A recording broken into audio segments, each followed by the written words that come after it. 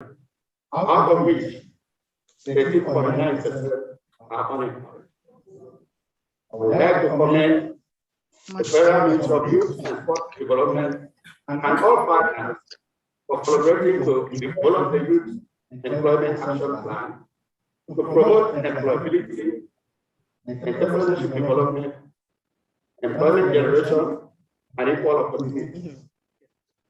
The plan aligned with the SDGs, which aim to promote sustainable, inclusive, and sustainable economic growth, full, productive employment, and decent work for all. Ladies and gentlemen, let me say that the union can be a tool for the development if they are provided with the required knowledge and opportunity they need to fully minimize their potential, acquire a potential and skill needed to contribute in a positive economy, while the government and the private sector provide access to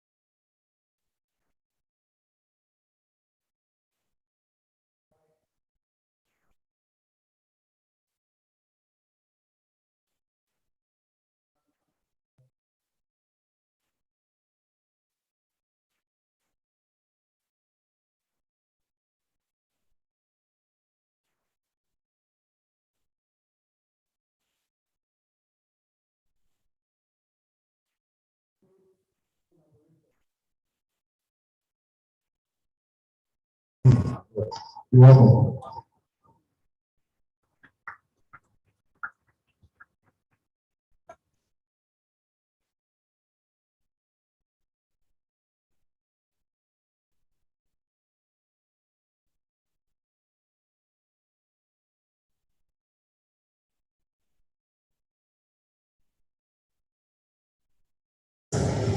Gentlemen, youth representatives, and members of the press. The director of the IOHR office, Vanessa Pala, Center of Politics for RP University today. It is a great pleasure to join the Federal Ministry of Youth and Sports Development and other key stakeholders in the area of youth employment at the launch of the Nigerian Youth Employment Action Plan for the period 2021 to 2024. Youth employment remains one of the defining challenges of our time. Even before the onset of the COVID-19 pandemic, countries and youth in the region were facing labor market challenges and decent work deficits, such as high levels of informality. Demographic trends, including increases in the youth labor force across much of the continent, have been adding further pressure on labor markets. The COVID-19 crisis has severely affected labor markets around the world. Some 8.8% of working hours were lost in 2020, and this translates to around 255 million full-time jobs. And young people were particularly hard hit. The drop in employment rates for young workers during the pandemic was 2.5 times higher than for adult workers. The pandemic has also disrupted education and training. Young people have been affected through the closure of schools, universities, and technical and vocational education and training, and through the interruption of work-based learning, such as apprenticeships and traineeships. This has implications on the transition from school, vocational training, or university to the labor market, as well as for longer-term employment projects, prospects, wages, and skills development.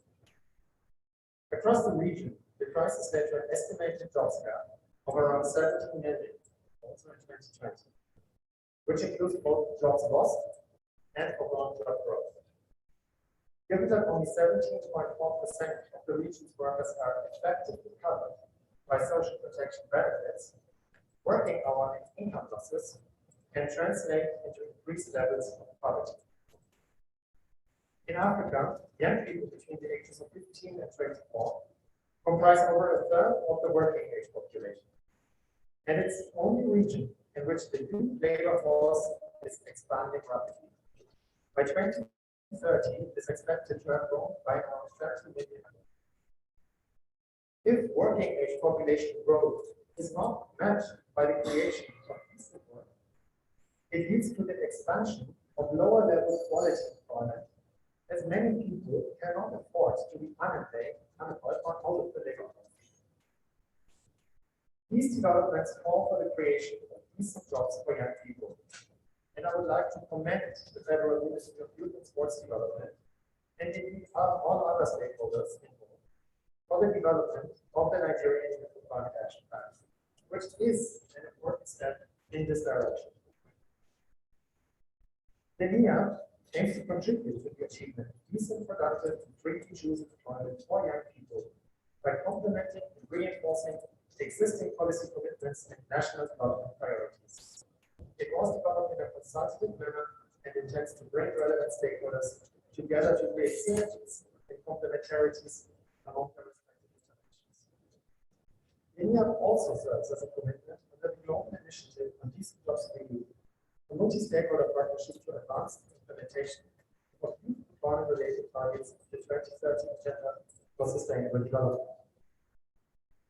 The NIYEAP outlines 4 priority areas of intervention: employability, entrepreneurship, employment, and equality and rights.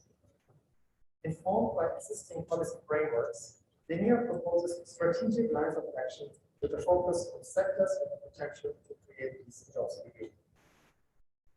Advancing the NIYEAP and addressing the youth employment challenge requires joined-up efforts by all relevant stakeholders, including the private sector, social partners, and of course young people themselves. The IMO stands ready to support the Federal Ministry of Youth and Sports Development to support implementation, monitoring, and evaluation of the action plan. In this regard, an online course has recently been facilitated for youth employment stakeholders on measuring results for youth employment. While youth employment was a challenge before the COVID-19 crisis, the impact of COVID-19, including on young people, highlights the urgent need for renewed and joined-up efforts to create decent jobs again. The NIYEAP provides an opportunity to do just that. Going forward, it will be critical to keep the momentum going and to promote youth employment in the context of a broad-based, human-centered recovery. Honorable Minister, Honorable Secretary, ladies and gentlemen, youth representatives, let me thank you once again and wish you a good day. Thank you very much, Dino Kola, Employment and Migration Officer of the International Labour Office, who, of course, stood in for Melissa Power. And he said something that I found very, very instructive. It's not just in creating jobs, it's in collaborating, it's in creating decent jobs. Thank you very much. As we take more of the good messages, I'd like to quickly invite the rep of the Ford Foundation. We have the representative of the Ford Foundation for his good message. And thereafter, I will be taking GIZ and the NYC. Please, let's be on standby. Thank you very much for your attention so far.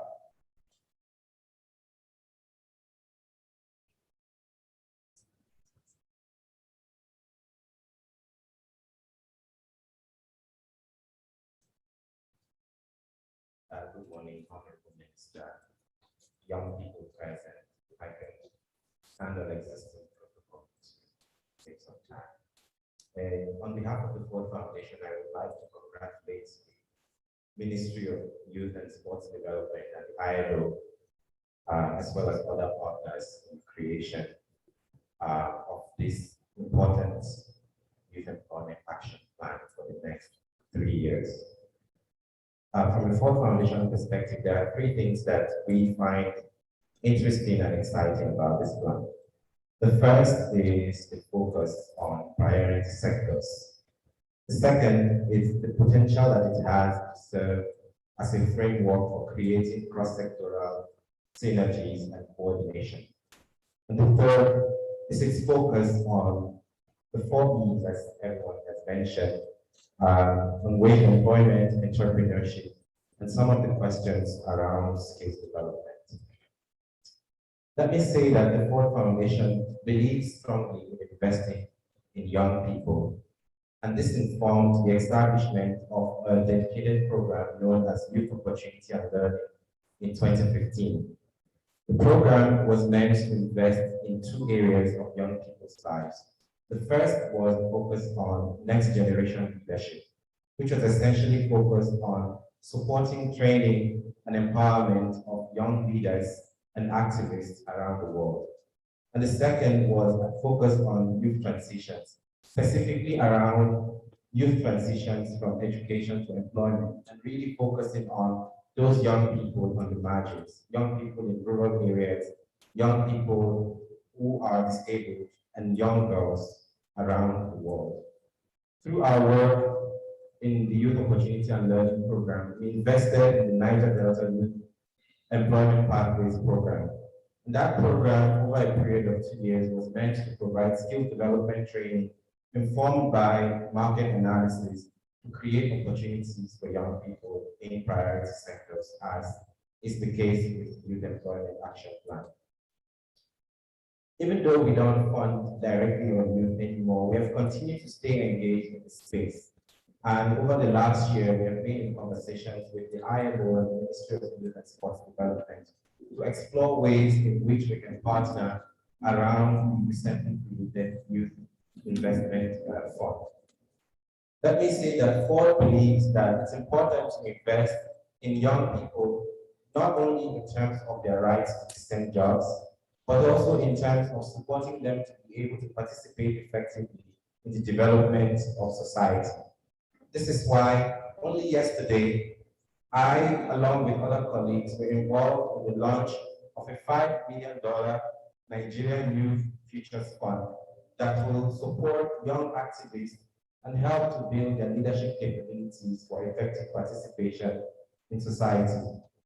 We believe that the combination of these efforts to empower young leaders and to create economic opportunities for youth are vital in being able to support young people in both the economic, social, and political domains of their lives.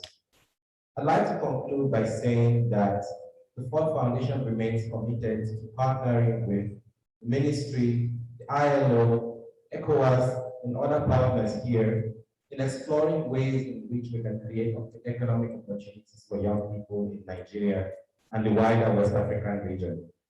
So just to conclude by saying congratulations once again to the Ministry on the launch of this important framework, and we look forward to being able to partner with you in its implementation. Thank you very much, the representative of the Ford Foundation, who emphasized on the need for cross-sectoral synergy, as well as in investing in young people. And like the minister will always emphasize, the youth are not just the leaders of the future, but they are the leaders of today who are being prepared for the future. I'd like to quickly invite the representative of the NYSC. We have the representative of the NYSC for our goodwill message, and thereafter we'll be taking that of the C and LTC representative.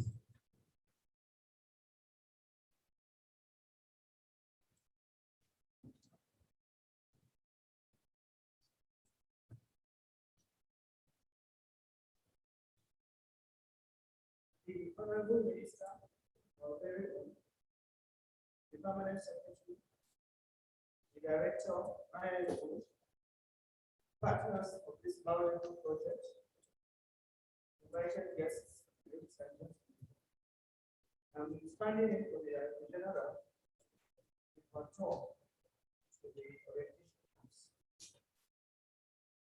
I feel honored to present a good message at this unique occasion of the formal launch of the Nigerian Youth Employment Action Plan. It's also a thing of joy that the flagship of the youth organization in Africa, the National Youth Service Corps, is given the opportunity to be part of this historic moment for Nigerian youth. Management of NYSC is glad to identify with the objective of this plan, which are meant to promote a coordinated response to the challenge of youth unemployment through the identification of priority areas for action and a well-designed framework for monitoring and evaluation of progress made over the target period of 2021 to 2024. In its years of 48 years in existence, the NYSC has continued to strive for the growth and development of the country through the mobilization, orientation, training, and development of qualified Nigerian graduate youth to enable them contribute their quota to nation building. In recent times, the scheme has successfully moved forward in its efforts to ensure that participants in the one-year national service are provided the requisite skills aimed at equipping them for productive lives after the service year. The NYSC has over the years diversified its approach to development and empowerment. The NYSC has been able to raise some youth entrepreneurs and employers of labor as part of its contributions to the efforts of government to address the challenges posed by unemployment in the country. Permit me to state that the majority of the age brackets 18 to 35 targeted by the Nigerian Youth Employment Action Plan are among participants of the National Youth Service Corps members. Therefore, the management of the scheme is fully prepared not only to embrace the program, but also support its effective implementation. While wishing the ministry a successful launch of this plan, I thank you all for the honor to be part of the program. Thank you.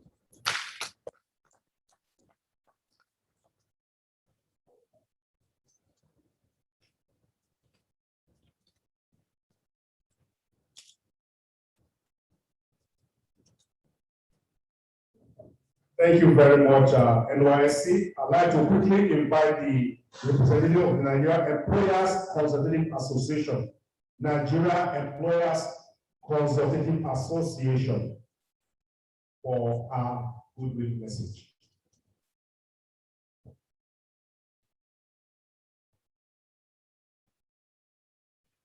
The Honorable Minister of Youth and Sports Development, Permanent Secretary of Youth and Sports Development, the Director, International Labour Organization, representatives of developmental agencies and MDAs present, distinguished ladies and gentlemen. I bring you warm greetings from the Director General of the Nigerian Employers Consultative Association, Dr. Timothy Olawale, and members of NECA. The Director General extends his apologies for his inability to be here today because of an important assignment. But on his behalf, we commend the Federal Ministry of Youth and Sports on the launch of the Nigerian Youth Employment Action Plan, which is expected to be a multi-stakeholder approach to tackling the dilemma of employment in Nigeria. As we're all aware, the jobless rate of Nigeria rose to 33.5% in the last 3 months of December 2020, according to a report published by the Nigerian National Bureau of Statistics. This means that out of every 3 young persons, one of them who is able and willing to work is unemployed. As our population grows, so does our rate of unemployment.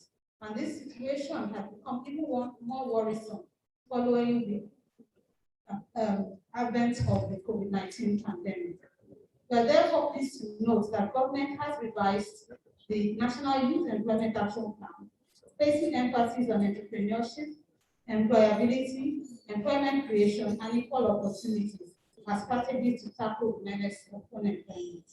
Association, of course, as employers are concerned that a high number of youths are churned out every year without jobs for no fault of theirs. The case is even more complex when a graduate has to resort to menial jobs by selling snacks or biscuits, leaving them wondering what the future holds for them. Others have tried to escape the unemployment rate by embarking on regular migration through very dangerous means in order to get to what they term as greener pastures. As employers, we have resolved to make interventions in areas that will empower youth with skills in order to ensure decent employment, engage in entrepreneurship, and qualify them for internship opportunities in our member companies. We have been implementing this in collaboration with government and other private sector employers. We'd like to use this opportunity to thank the ILO and other developmental agencies for their technical and financial support in helping us tackle our developmental challenges. And we pledge as NECA to work with other relevant stakeholders to implement this action plan.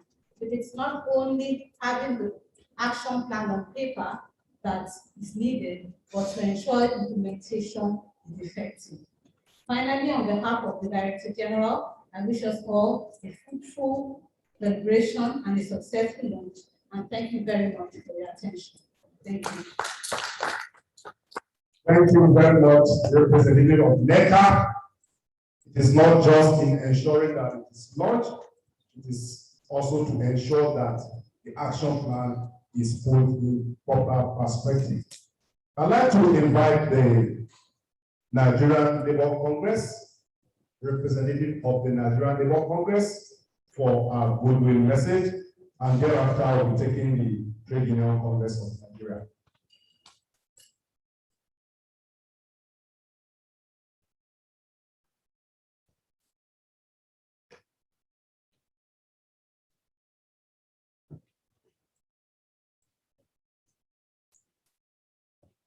Good day. Permit me to stand on existing protocols. My name is Fagba Tolulope Rosemary. I am the National Chairperson, Nigeria Labour Congress Youth Committee. We are delighted to be invited to the launching of the Nigerian Youth Employment Action Plan. This is indeed a laudable initiative program aimed at promoting decent jobs and creating jobs for the young people. Nigeria, being the most populous nation in Africa, also has a huge youth population.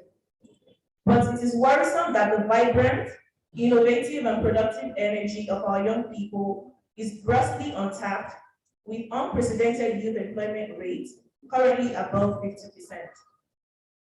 Our inability to tap into the innovative energy of our young people has created enormous tension and restiveness among our young people and the country at large.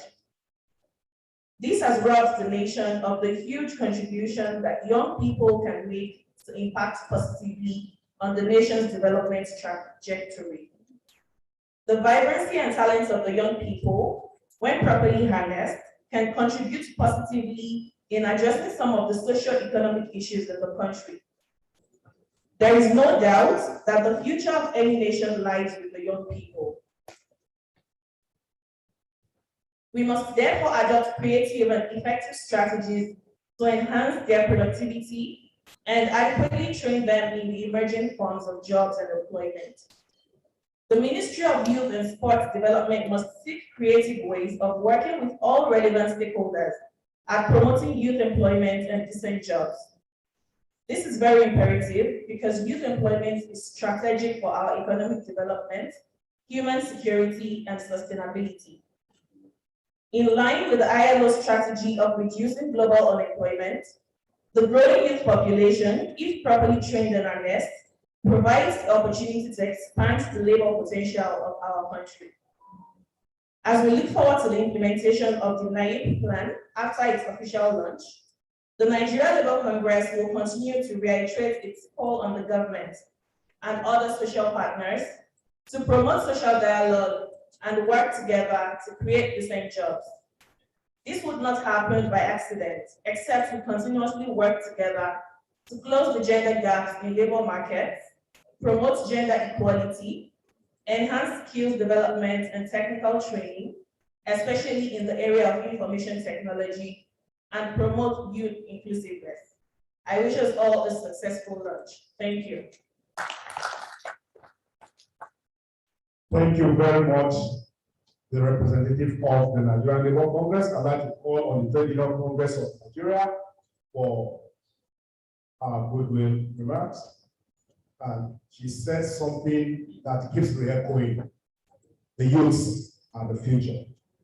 The youths are the future. Indeed, without taking care of the youths, the minister will keep saying there's going to be a problem. But thank God that these issues are being addressed.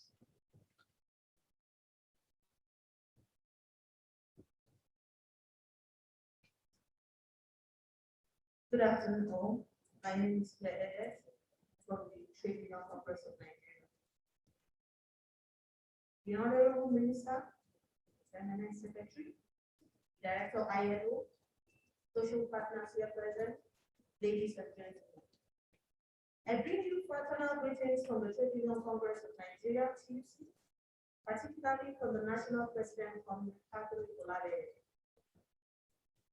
I am glad to be here to represent my organization on the day that the ministry and the social partners are tidying up the process that will ensure decent jobs for our army of youth. May I use this opportunity to commend and appreciate all parties involved who have also nurtured this laudable initiative that is capable of turning the tide in our national development as a country. The idea is timely, taking into cognizance the great impact of COVID-19, which did not only claim lives, but also saw the extinction of thousands, if not millions, of organizations. Although it has been decades now that the last census was conducted. However, some are of the opinion that Nigeria has population close to 200 million people. Unfortunately, almost half of that population is made up of youth between 15 to 34 years of age. As the youth population grows, so does the unemployment rate. According to Bloomberg.com, Nigeria's unemployment rate ranks second highest of global list in March 2021, when it hit all-time high of 33.3%. By this, we are saying that over 20 million able-bodied Nigerian youths are jobless and without skill. What is that for? I am one who is optimistic. My philosophy about life is that when you try and fail, you should stand up, dust yourself, and try again. But for this belief of mine, I would have said that successive governments have tried many programs, but none has actually addressed the issue of unemployment and its deadly consequence. If that is the case, what will make this one different? The Congress is glad that this is concentrating on specific priority areas that have the potential to create decent jobs. Today, our markets are flooded with smuggled foreign commodities with close subsidy, while Nigerians are being laid off almost on a daily basis. Do you know how many Nigerians will be engaged if Ajapute Steel in Kogi State had been working? The textile industry is also suffering the same thing. Congress, ladies and gentlemen, I like the fact that Nigeria is energizing. It actually goes to show that no organization, no nation is an island. The collaboration that exists among the stakeholders is a remarkable one. The 4E priorities things: employment, entrepreneurship, employability, equality and rights are in order and in consonance with guiding principles of most developed countries. Nigeria is not allergic to such transformational frameworks. It can work here if implemented with sincerity. For a program such as this to mitigate youth unemployment in Nigeria, Nigeria policymakers must go beyond rhetorics. Today, it is frustrating that a large number of parents still feed their graduate children at home. Political coverage, kidnapping, robbery, and so on now define our youth. Life has become meaningless in Nigeria because of the battle for survival of the fittest. There is so much hatred, intrigue, horse trading, and the likes. No society develops where all these are prevalent. Never. There is a need for a social engineering and reorientation on the side of leaders and followers. Our leaders must know that any society where their graduates sweep the streets cannot be said to be forward-looking. On this note, I congratulate the ministry for a successful launch. Thank you for listening. Thank you very much. I'd like to quickly invite the Federal Minister of Trade and Investment. We have the representative of the Federal Minister of Trade and Investment around for his goodwill message on this occasion as we prepare for the next stage of the event program.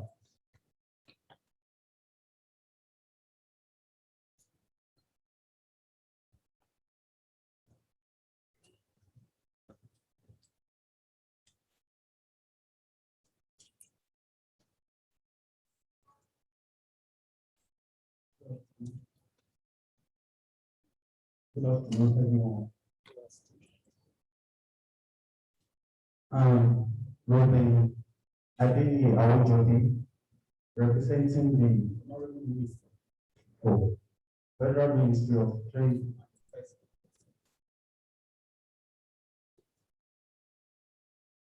I stand on the existing protocol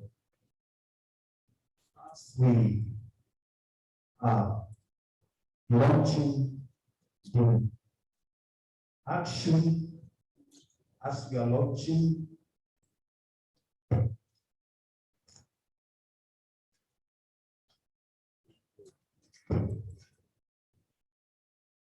As we are launching the Nigerian Youth Employment Action Plan for 2021-2024. The Federal Ministry of Trade and Investment was created to play a decisive role in the participation of resources based on the economy by promoting trade and investment with special emphasis of increased production and export of non-oil and gas products that will lead to wealth and job creation and poverty reduction. The following measures taken by the Ministry of Trade and Investment to reduce youth employment in Nigeria. First, a small and medium enterprises development agency of Nigeria, SMIDA, as one of the agencies under the ministry was institutionalized to advance the course of development for micro, small, and medium enterprises in Nigeria. The expected outcome goals of the agency are to seek reduction in the high level of poverty, uproot the inability to generate daily income by saving population.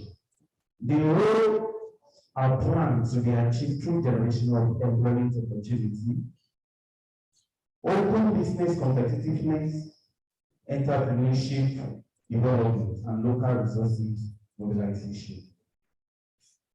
SME has been prioritized to job creation for the youth, have contributed immensely for the acceleration of domestic economy activity. Innovation of much needed support for the entity in various ways. One of the support is the access for financing. This scheme is a grant to support the vulnerable micro and small enterprises in meeting their payroll obligation and safeguard job within the SME space for the shock of COVID-19 pandemic by the federal government as part of the Nigerian economic sustainability.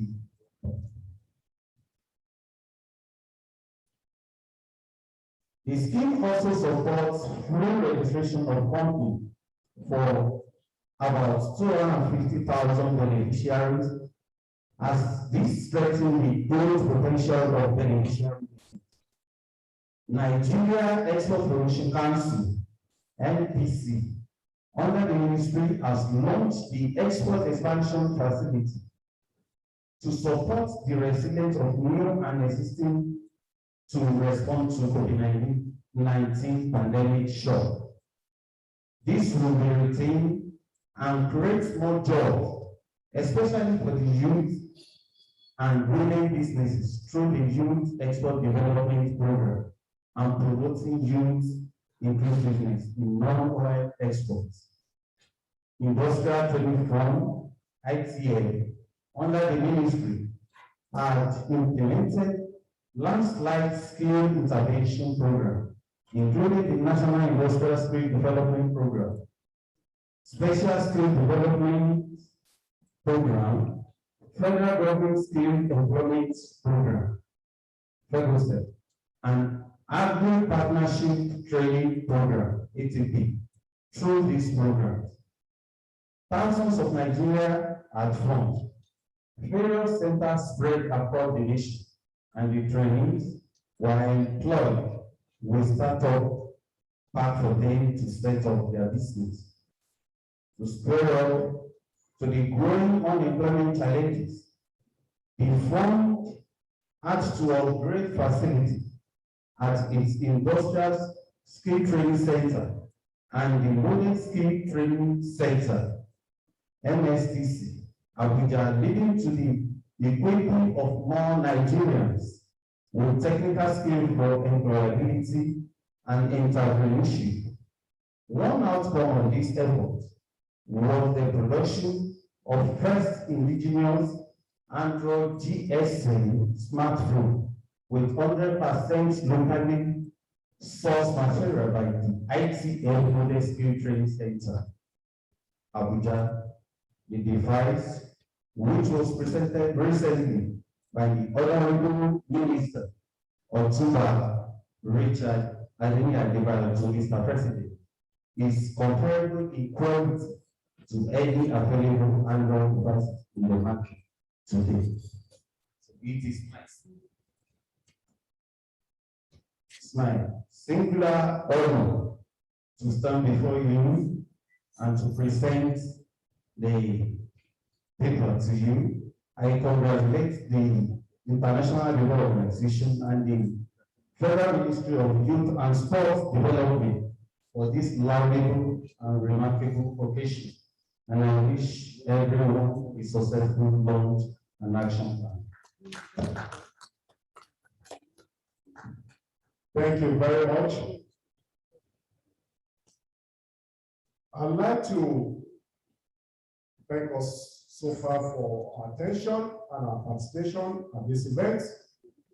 And we are getting closer and closer to the main event of the day.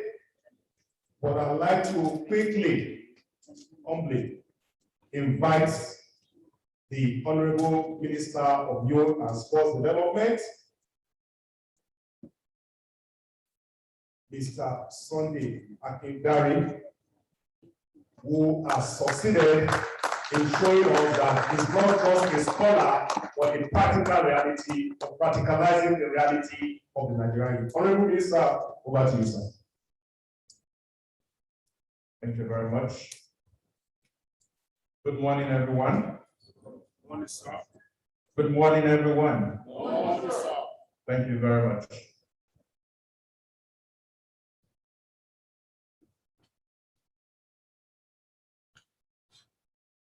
The representative of ECOWAS here present,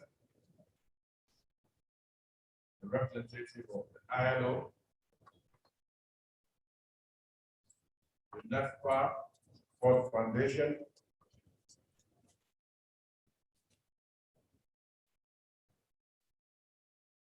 and other dignitaries and organizations here present, the Nigerian Labor Union, the NYCN,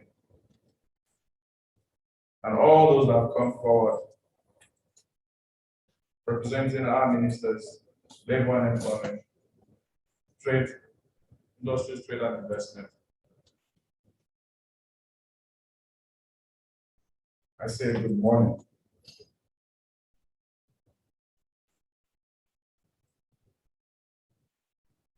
The NIYEAP that has brought us together this morning has been quite a journey. Let me apologize, I forgot my accounting officer. And you know what that means? That even the NIYEAP might not get properly funded. So let me recognize the permanent secretary.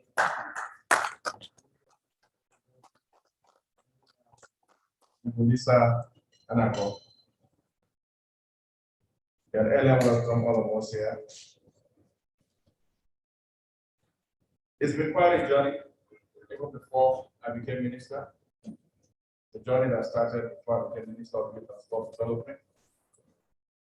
And as the practice, governance is a continuum. We picked up from where we met this initiative, working closely with the international agencies. And that is why we're here today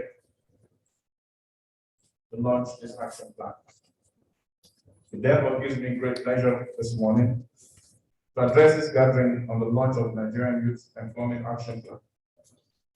The Nigerian Youth Employment Action Plan is an expression of the commitment of the federal government of Nigeria to facilitate an enabling environment for job creation for our youth under the leadership of His Excellency, President Muhammadu Buhari. Our gathering here today is indicative of the importance of youth and their potential to support the achievement of national development goals, especially sustainable economic growth. Since I became minister, I've seen efforts at the ministry, concerted and concentrated efforts on moving youth development interventions forward, moving it from empowerment model to a sustainable model that emphasizes investment in our youth. The youth must and should be regarded as a viable investment that can yield positive benefits for all spheres of our social economic progress, rather than a group targeted for periodic empowerment interventions. Therefore, the urgent need to mobilize the full energies and capacities of the youth to achieve national development goals and minimize the risk to national security posed by rising youth unemployment and underemployment were part of the reasons for the development of the Nigerian Youth Employment Action Plan, beginning from 2009, for which the review process commenced in the year 2017 and was concluded in the year 2019.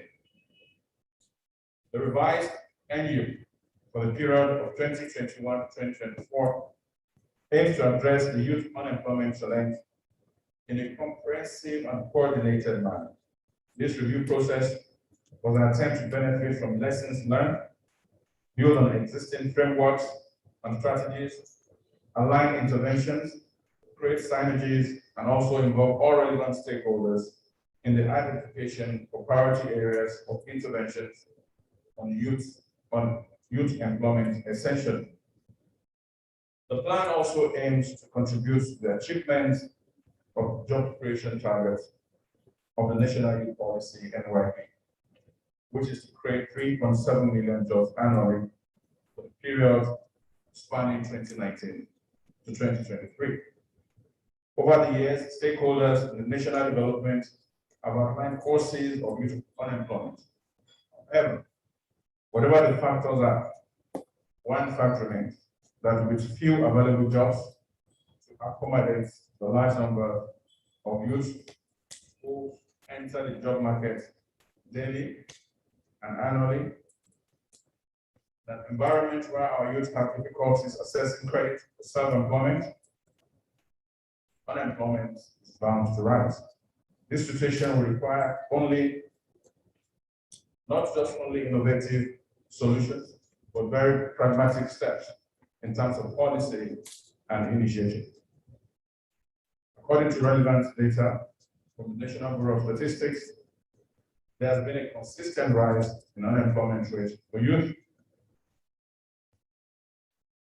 from the years 2010 to 2020, and as of the second quarter of 2020, youth unemployment for the age group 15 to 35 years stands at about 34%. This clearly shows that youth unemployment has assumed an uncomfortable dimension. And the effect has not only led to frustration on the part of our youth, but it is the underlying cause of poverty and the restiveness that we see. It is important to state, therefore, that the economic and social consequences of youth unemployment transcend the youth group that has resulted in missed opportunities for our nation. This is because youth inclusion is about skilled human capital, social and economic stability, a vibrant and healthy labor force, which will also engender political stability, national growth, and development. Thus, in realization of the importance of providing opportunities for sustainable economic engagement of our youth, the Nigerian Youth Employment Action Plan is presented to stakeholders today as a framework which will address fragmentation, promote synergy, mobilize resources, and deliver a comprehensive approach to youth employment intervention through a multi-sectoral collaboration and approach.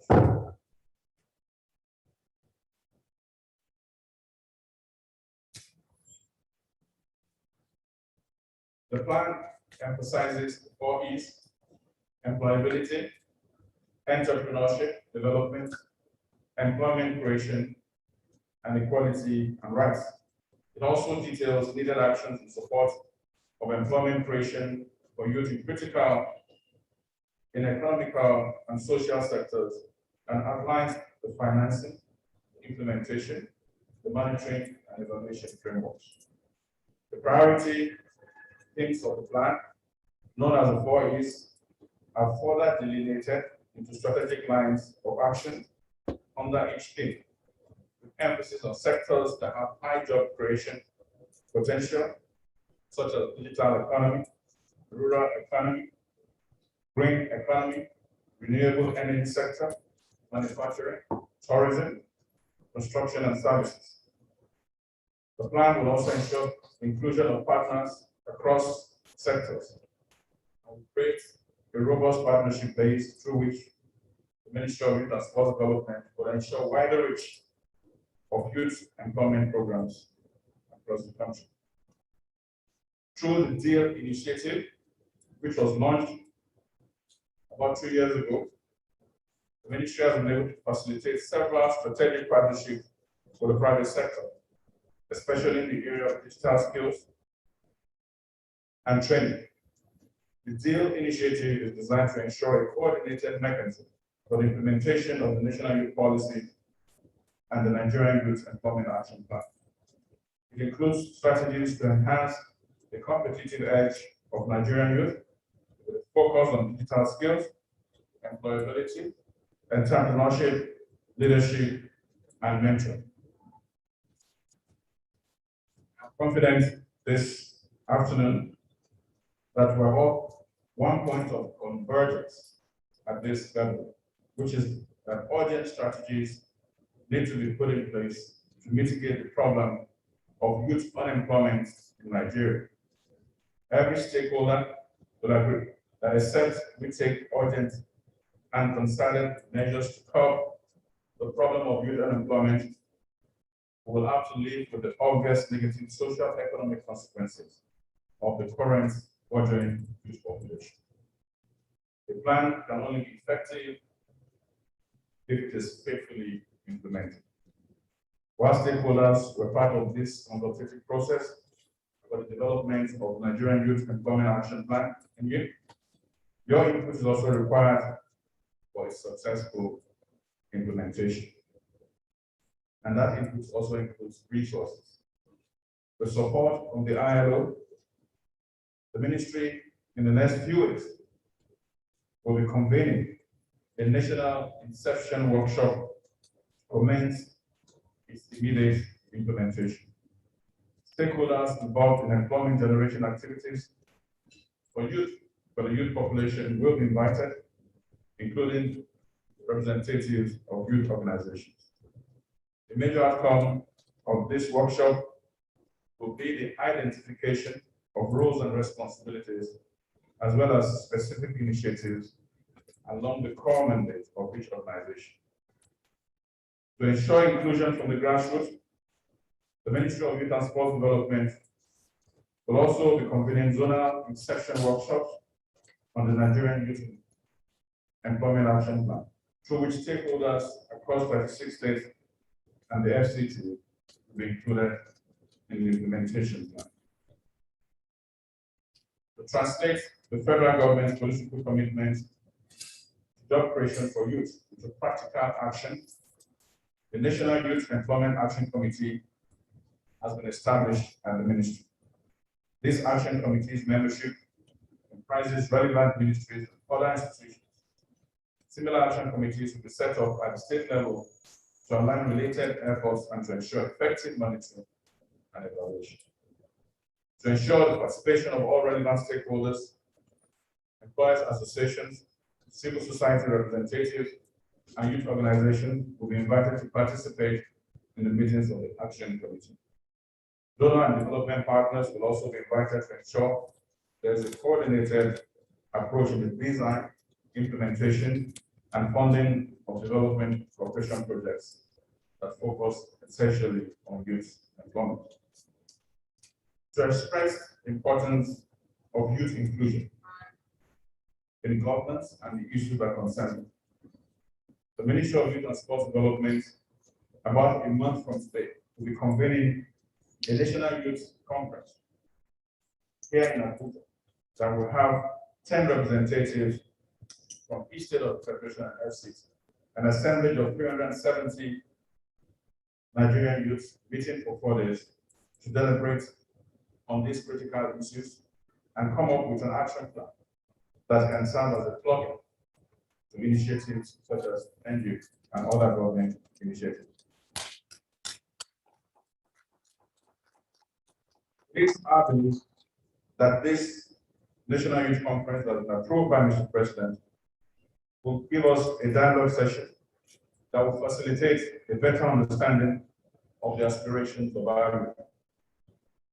That the conference will provide a platform through which their voices can be heard, and that going forward, it will inform the implementation of the Nigerian Youth Empowerment Action Plan and other activities focused or directed towards the youth. In conclusion, therefore, I would appreciate very dearly all the stakeholders present here today, all those who have been with us on this journey. I want to express once again my appreciation, but also to call upon them not to depart from this point, but to remain steady and consistent with us as we implement this action plan on behalf of Nigerian youth, particularly our international partners, Spanish Agency for International Development, United Nations Department of Economic and Social Affairs, the ILO, ECOWAS. I want to thank you so dearly for your support. And I believe you can count on your continued support. Reports from the consultative process during the review of the plan indicated the need for a robust plan that is less on rhetoric, with more focus on the needed actions. So today, as I unveil the Nigerian Youth Employment Action Plan, a concise 38-page document that outlines strategic lines of action for job creation for youth. I want to urge once again all stakeholders, public and private sectors, and also our development partners, to take a risk and invest in our youth. You'll find out it's a risk worth taking. I assure you that it's going to be worth your while, because benefits from the development of our nation and that of the global community will be measurable. Thank you for listening.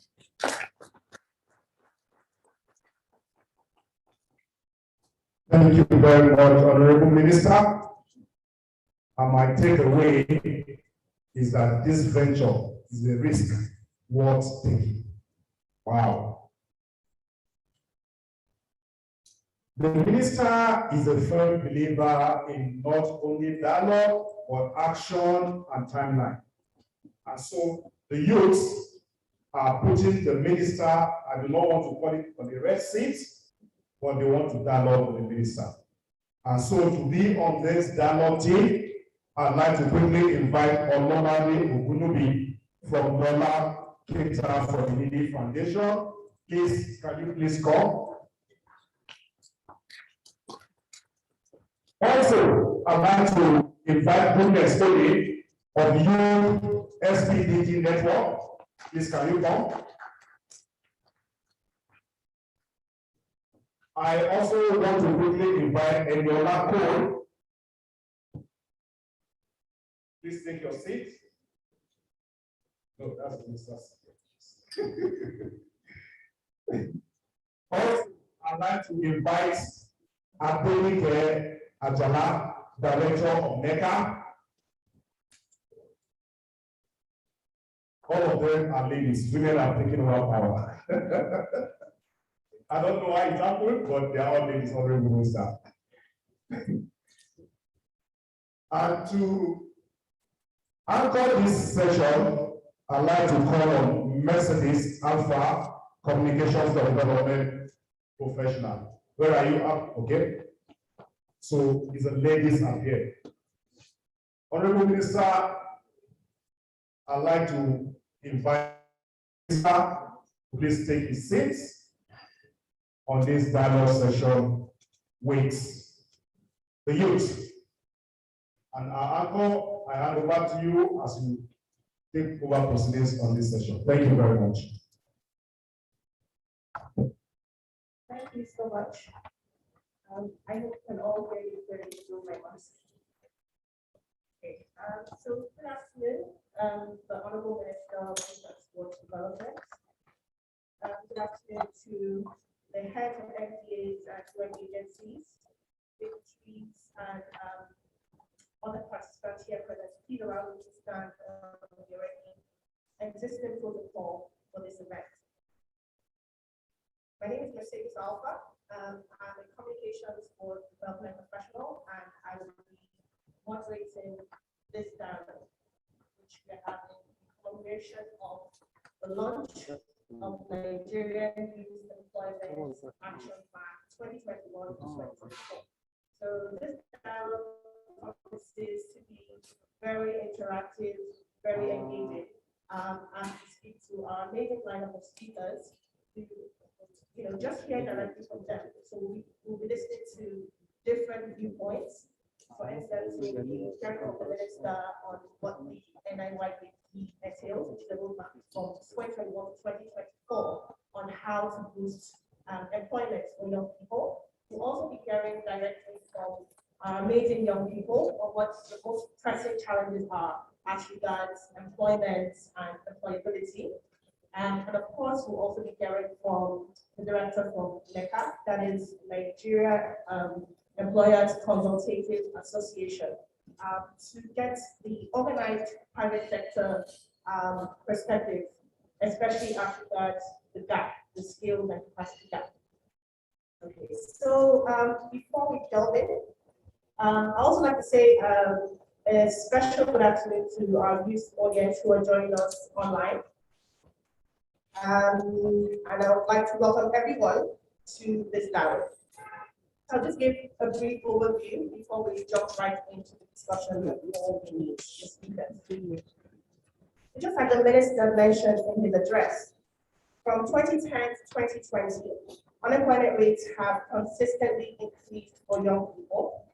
And as of the second quarter of 2020, youth employment for persons between the ages of 15 to 34 stood at 35%. And so the role of the federal ministry really is to provide sustainable frameworks for the promulgation and implementation of programs and plans which will enhance youth development. And with this plan, the NIYEAP, it aims to address the youth employment challenge in both a comprehensive and coordinated manner. So, of course, it's imperative to engage with different stakeholders, young persons particularly, because they're the ones who are most affected by the issue of unemployment, and also just generate, spark interesting conversation, and as we look forward to the launch and implementation of the plan. So thank you, and good afternoon, everyone. Okay, so we'll be meeting speakers now, and then, of course, going right into the conversation. So really looking forward to this dialogue. First, we have Mr. Sonye Dare, the Honorable Minister. He's a man who needs no introduction, really. The man responsible for the running of the ministry, which has put together this amazing event to launch the NIYEAP plan. He's also a seasoned journalist and technocrat. So good afternoon, sir. Second, we have Mrs. Nike Ajala, the director from Nigerian Employers Consultative Association, which is an umbrella organization of employers in the organized private sector, formed to provide a forum for governments to consult with private sector employers on social, economic, and labor policy issues. Very welcome. And then we have Goodness Oge Ode. So Goodness is a state coordinator for Nigerian Youth SDGs Network, and she has a professional interest in health, youth, adolescents, advocacy, SDGs, and sustainability. You're welcome, Vanessa. And then we have Eniola Cole. Eniola is the Executive Director of Next Action. She's a political and electoral development expert with over 8 years of experience in the democracy and governance sector. Last but not least, we have Ololade Ogunobi. Ololade is the founder and the chief executive officer of Dola Cater Foundation, which is a non-profit which works to improve the social economic development of Nigerians through the facilitation and advocating for quality education. You're very welcome already. Okay, so let's jump right in. We'll be looking at 3 major segments, after which there will be a chance to interact with the audience, take a couple of questions. So for the first segment, we'll be looking at the policy and institutional frameworks for creating an enabling environment for decent jobs and economic growth. And just like the last time, sir, we'll be starting with you. So this question goes to you.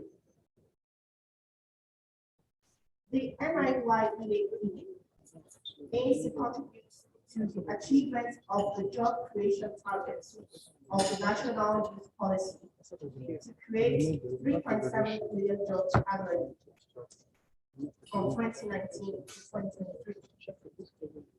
But this is quite an ambitious target. Can you briefly share with us how the action plan intends to boost unemployment for young people? Thank you very much. I have the choice of the question to be on that other side, and then take the notes when it's to speak. But let me just address that question. Yes, the figure is ambitious. But when you look at 3.7 million, look at that ratio in comparison, 35%.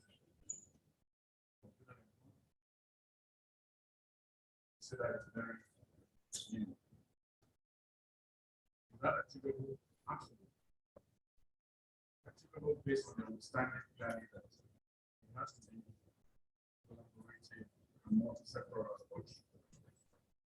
That target is set as an additional target, not just for the individual,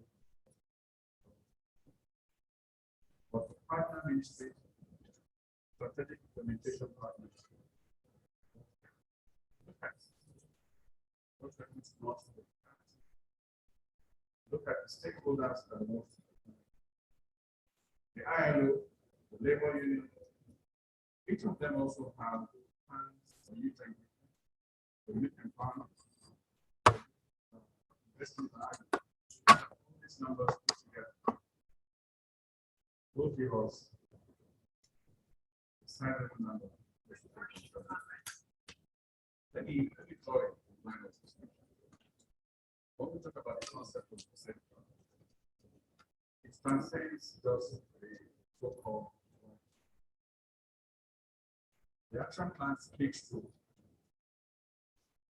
not just getting the land, speaks to gainful employment with the application of skill. The emphasis given on the global agenda for youth employment in the need to skill and reach the digital skills that have and self-track, them access to funds, fund them into self-creation, employers of the and that's the way we can fight the unemployment. Of course, we are trying to provide a platform, the access to support that.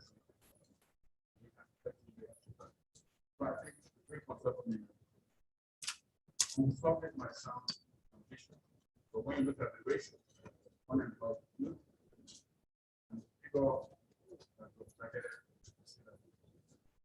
to the power, or we think that. much, sir. You mentioned a number of very interesting things. For instance, that the issue of job creation really needs a collaboration process. Really, what the ministry is doing is to create that legal environment to find the policy framework. But of course, this is a process that is driven and owned by all stakeholders. And of course, you mentioned ILO and other stakeholders as well. And also, interesting enough, you mentioned that the focus shouldn't just be on white collar jobs. As one of the pillars of the action plan on entrepreneurship, it's important that young people are able to label. Thanks, sir. I'll quickly give each of the representatives the opportunity to ask one question to the action plan.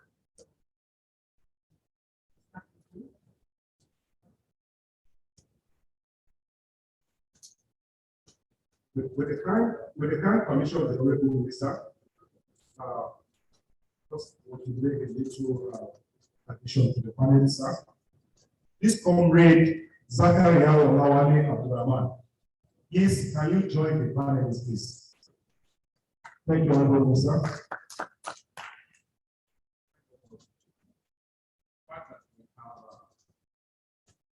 ECOWAS, ILO,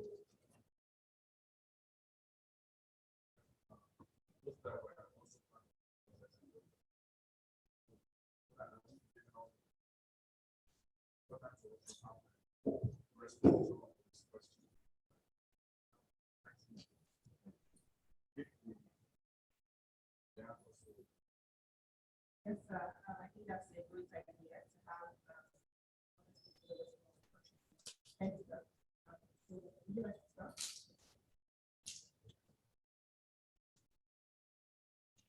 Hello, Lisa. All protocols to be observed. Atlas Action is done a lot of work to see how we can leverage technology, especially with COVID-19, in terms of getting youth employed.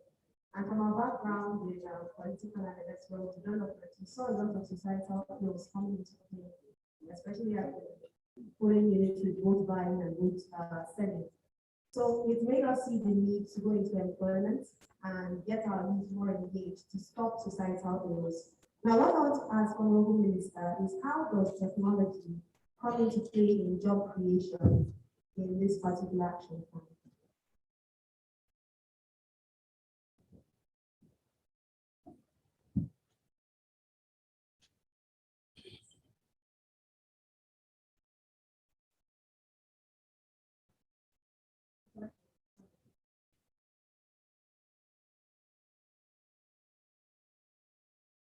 All right, so how to understanding of the as my organization would like to start with one of our thematic areas is entrepreneurship training, and that case to be for when we go to the university and partner have students who are under 15 in school. One of the things to talk about is the resources to say that it's school. And because as an organization, it's not just enough for you to take the child to school. There's a facilitated plan. So what is the plan and the facilitating for? The next and what do you do? And that's where we tend to train youth, mostly and women. And I must say I was actually happy when I started getting participated in conversation because I've always been an advocate for women inclusion, either in decision making, in political space, in managerial positions, and many more. And like I said, so many other ministers is moving. Following the capacity building initiative presented at youth, I think the ministry ensuring sustainability, like I mentioned in one of our people could be sustainability. It's not just enough administration, but how it can be sustained. For youth interventions, is there like a follow-up mechanism for this youth? So even if you're doing training in particular skills or not, is there like a mentoring program or a follow-up program that says, okay, this youth is working to help with this unemployment in Nigeria? And like I said, I'm always an advocate for staffing. So I believe we will empower more youth. It is advisable or it is the norms for that one is to employ online without the implementation. Great, thank you. We'll just take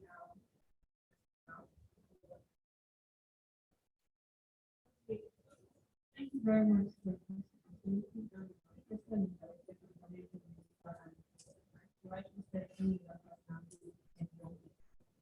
during design of the Nigerian Employment Action Plan, the Nigerian Youth Energy Network conducted a survey where it asked young people across Nigeria what they think government can do as regards their different work aspirations. The simple and intelligent question was, what is the center of community government? And because of the survey, we had 212,000 responses. We went further to validate these responses from young people, and we had 850 youth organizations across Nigeria who were part of the youth lab event. And these are integral part of the need. As an organization, and with all the over 200 million people who are watching this event and the launch of the movie, and then because of the survey, we asked what difference would this action plan make?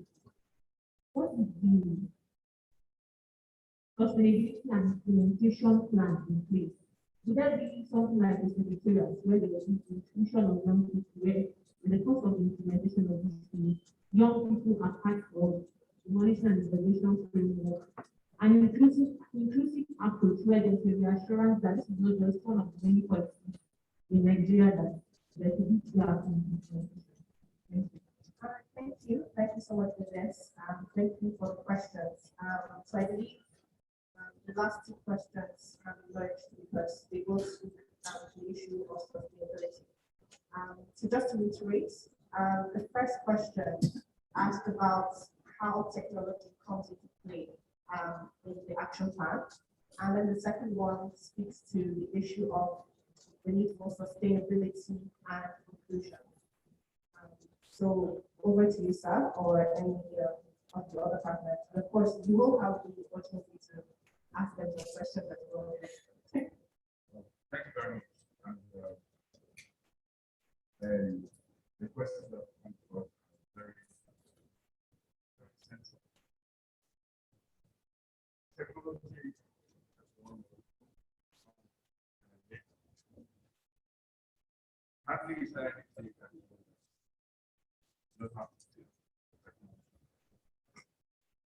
So as an enabler, the emphasis to ensure that our youth equip themselves with the knowledge and skills that are necessary for them to use technology as an enabler. I'll give an example. Just yesterday, we signed an MOU at Ministry with Conga. Conga is the second largest e-commerce platform in Nigeria. Engages between 4.5 to 6 million direct users who are youth. The MOU, which provides opportunities for youth who are small businesses, commerce, enterprise,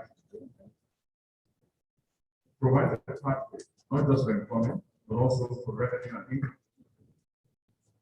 But as a youth, you can only benefit if you imbibe some level of technology, you embrace smart technology. How do our youth turn the data they have on their phone to a platform to make money? It's not enough to be on Instagram. There's the concept of digital marketing, which is pervasive. Even as a self-starter entrepreneur, how do you market your goods? How do you widen your network? How do you leverage on the e-commerce platforms generating hundreds of millions? So technology has become an enabler. But beyond that, I often say that we've taken time to profile the youth. Very often, there's a default line that average Nigerian youth is a diploma holder or a degree holder. But anybody that doesn't fall into that class is not a youth. We've tried to do that youth minds. What qualifies you as a youth is the fact that you fall within that age band of 18 to 35 or 8232, as the case may be. So what happens to those that cannot use smart technology? The when NIYEAP also addresses that in its details on how to, and it speaks to employment through technical education, vocational training. And very often I just like to say this, when a country like China, you look at the GDP of China, look at the level of unemployment in China, you look at the youth that are engaged in China, and you wonder what happened.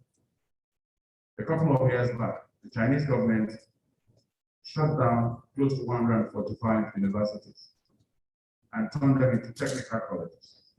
So you go in, you spend 2 years, you learn a skill.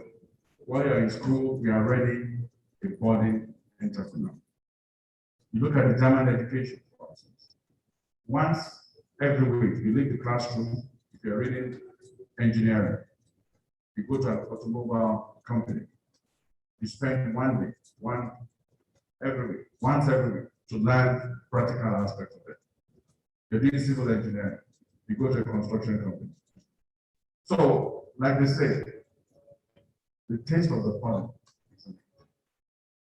I can't just reel out all that is there, but it's a plan that has looked at the various facets in which we can create employment opportunities and platforms for our youth.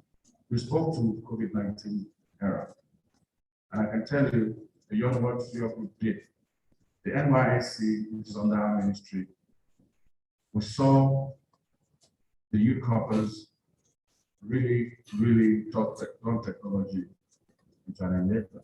We saw the inventions they made.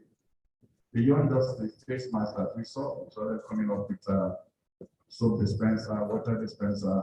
We saw one of the apps that was developed by Nigerian youth outside of the country. Actually, we saw the youth of this country come alive using technology during COVID-19, and that has continued. Now, this also forms part of that sustainable model, because when you talk about the sustainable model, it speaks to having a policy in place that has a trajectory, points in which you move from one stage to another. But built into that is an evaluation process, monitoring and evaluation, that gives feedback or adjustments. I heard about women inclusion. When you look at the panel here, in the right angle, until the young man joined me, this is part of the inclusion. But I think that we have reached a point in which when we talk about youth, we talk about women. That's the concept. Youth and women. Youth and women. And I think the inclusion of women is on an upward trajectory. When you look at the SMEs, the informal sector, a high percentage of those that drive that sector are women. The marketplaces, on the streets hawking, in fashion designing, and several areas. But I'm also glad that we've seen an upsurge in the number of women NGOs. We've seen international agencies devote a large chunk of their funding to women. So I think that that inclusion is ongoing. Capacity building. And the second person also talked about sustainability. And I think I've spoken to that in terms of the policy conception. The plan that we have is such a way that beyond there's a feedback process that helps to improve the plan. Even the plan we have today, you see when it started, it has enjoyed the benefit of several years, of several stakeholders that have been able to produce what we have now. But also, let me say this. This whole document, its success is also a function of participation on the part of the youth. If the youth for which this plan has been put in place do not apply themselves to the process or the processes, the opportunities made available, then the action plan cannot be an action plan. If you not deliver the numbers that we have. And I know what I'm talking about.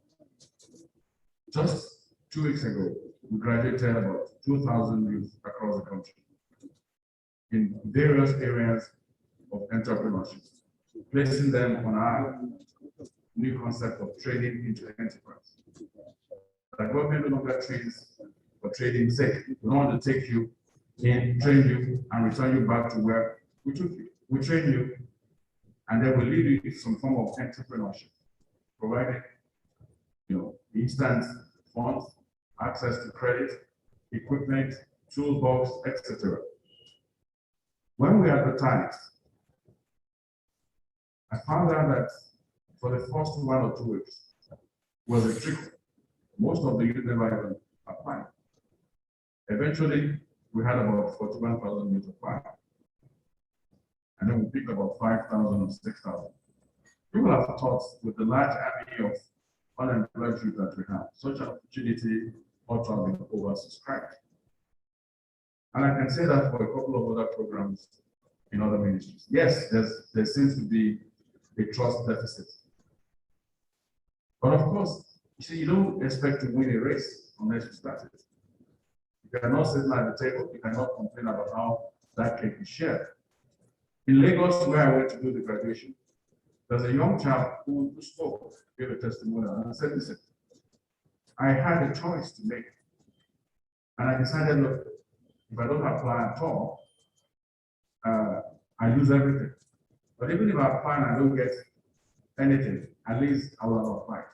So instead, I took a chance. I applied, I was picked, I came here for 7 weeks, and what the knowledge I've acquired here, I can go out and self-start. So it's important that we have them apply themselves to the process. The last question, I think I want to answer your question with another question. The survey you did for me is interesting. The central question you asked, you didn't give us what the response was. You asked this youth, what do you understand by decent job? Because it's important. We're trying to give a prescription. And we think our prescription as government is right. Well, we need to know that the person that will take, that will ingest that prescription is on the same page with us. So what was the response you got when you say, what's a decent job to an average?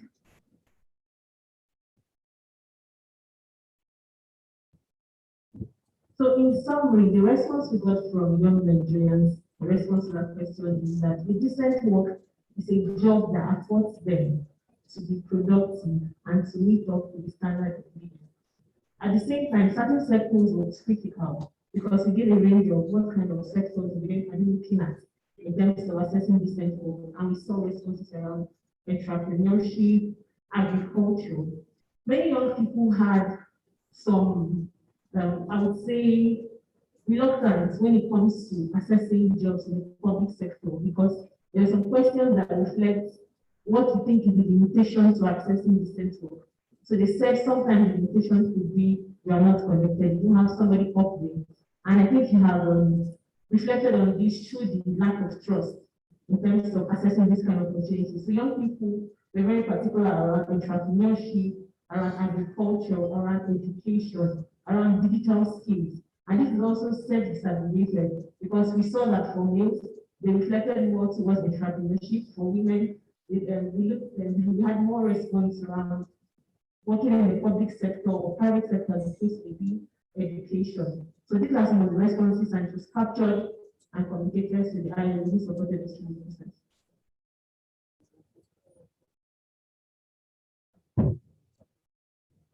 I'm sure, apart from me, most of us have also benefited from that feedback because I think it's very important. But let me just speak to the fact that truly the limitations of this job, frankly, but education is a limitation to finding this job. You cannot aspire to get that kind of job. Secondly, skills. There's a clear digital skill. There are over 200 digital skills that you can learn. Our youth must find a way to do that 2-month course that gives you certification. That 1-month course, it makes a whole lot of difference. And then this same job from the concept of underemployment. You're trained as a civil engineer and you end up driving Uber. That is not a decent job. And it's one of the things we also want to address. So Thank you for the feedback, but I also think that in the action plan, it's also important to have our youth read the action plan. What we will do as a ministry is what we did with the NYEAP, to produce the long version, is a big book. We produce the pocket version, and then we did the barcode where you just simply put the scanner on your phone, and it downloads that document, and then you can, on a daily basis, apply yourself. With an understanding of that plan, helps you to be able to follow properly. Thank you so much, sir. This was, quite an interesting conversation to see, especially looking at the fact that it is a two-way street. Young people also have to make the move to access the information. For instance, young people actually going to the ministry's websites to see, what opportunities are there, or are they just complacent and the fact that they think there are no opportunities out there. And of course, we've also heard about the integral role that technology plays. For instance, the minister just said, this document comes in different versions.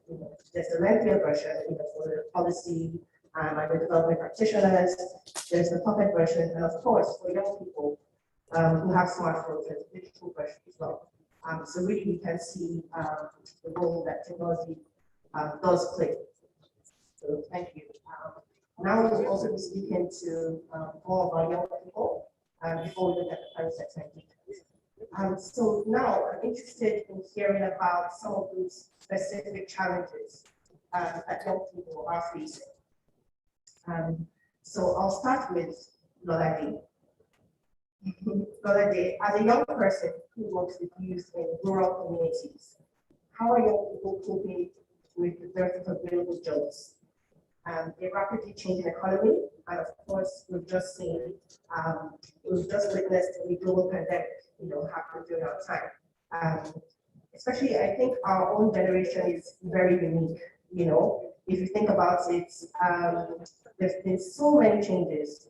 Some of us started using typewriters, and then suddenly computers. Everything is just changing so fast. Lolade, how?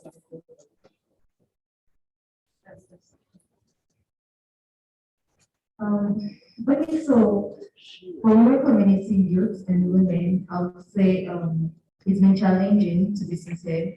And like we say, as Nigerians, we adopt to a way of things. So there's this part of us that says whatever policies are bringing and all, we are Nigerians, we can always adapt. But even at that, Nigerian person finding it difficult in terms of resources. We all know they're like implementing so many things, either from raw materials to feeding, agricultural produce, and many more. So you find an average Nigerian is still struggling. So probably before the pandemic, there's this opportunities of probably people wanting to do some certain things. So let me use the food, for example. So there's this aspect that people have so much and they can only order for food and all. But now you're coming after the pandemic where people don't like say, I'll cook in my house. Do you understand? So that way, because now when you're the increment of food prices in the market too, you want to increase your prices. So for an average, you just think, why should I order free food when I'll just probably buy it and discipline myself to cook at home? So that's one of the things. We also spoke about using qualification, and I think that happens a whole lot. I was reading someone's post online that says she employed someone that doesn't have BSc, for example, and the person was more productive. So indirectly, she was trying to tell Nigerians that you shouldn't just look at the educational qualification aspect. Now, all things this particular person could be able to do that probably does not have to require a job qualification. So I think we as Nigerians, we should look in the line. So it's not just what can you offer, and we've learned over there that most people can't defend a certificate. So if they're giving a job based on the fact that, oh, she had BSc in this, or she had first class or master's in that, but are you sure of the person's capacity? What is the person bringing to the table aside the educational qualification? And so another thing is, we'll probably talk about remote learning and working, but in this part of the country, let's be sincere, nobody wants to like employ you to work remotely.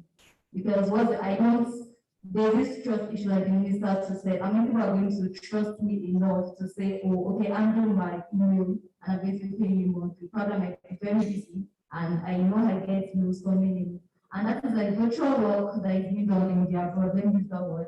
But in Nigeria, many people would be willing to give out such classified information and say, so I'll pay you monthly, but just check my news, book my appointment, tell me when to meet up with this person, when not to meet up with this person. So those are like one of the challenges and where we get it through.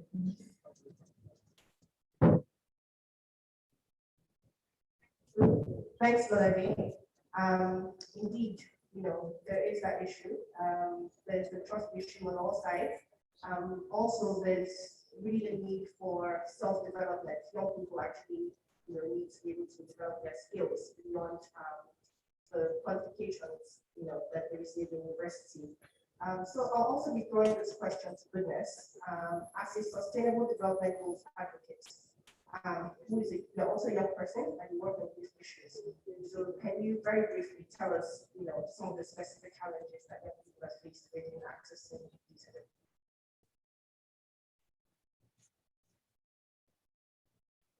But that question, when we talk about sustainable development, young people development, and assessing distance work, one thing that is trivial is leaving no one behind.